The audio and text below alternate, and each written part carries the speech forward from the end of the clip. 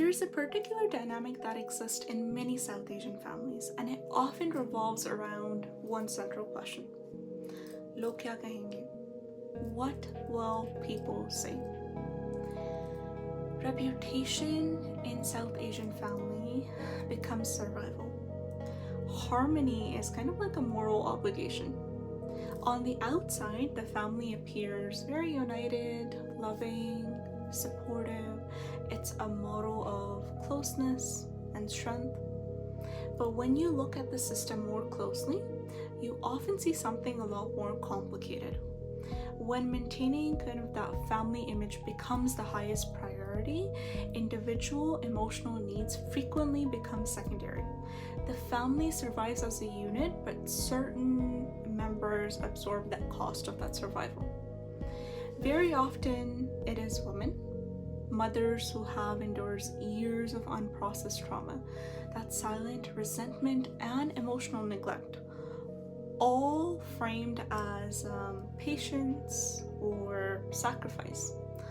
Daughter-in-laws who have longed for partnership, intimacy, yet live without privacy, autonomy, or even emotional safety. Eldest sons or daughters who carry financial and emotional responsibility as an identity, and it's not a choice. And they are praised for being strong while they're quietly struggling. From a systemic perspective, this is how intergenerational trauma moves. It's not through that dramatic events, but these are through the social roles that each person plays, through silence, through expectations that are never questioned. Endurance becomes confused with love, silence becomes confused with maturity, self-sacrifice is it becomes a virtue, but endurance doesn't equate to love. Patience without reciprocity is not a strength, and self-abandonment is not something we should praise. When resentment is suppressed, it doesn't just dissipate, it is transmitted. It shows up in irritability, emotional distances, projection onto your own children, or strained marriages. When daughter-in-laws cannot voice their own needs, it doesn't protect the relationship, it erodes it. When eldest children are parentified, they often grow into adults who are chronically responsible for everyone else's emotions but their own.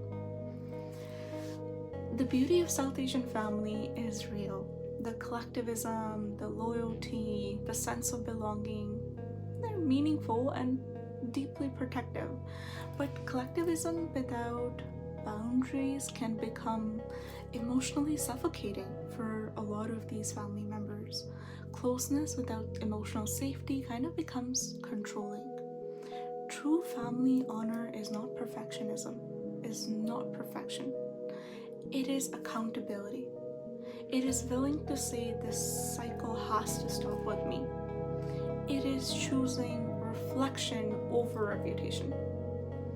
Seeking therapy is not a betrayal of culture and family. It is growth within yourself. It is saying that there's strength to self-awareness. It is saying that healing yourself is an act of love, not just for yourself, but probably for next generation.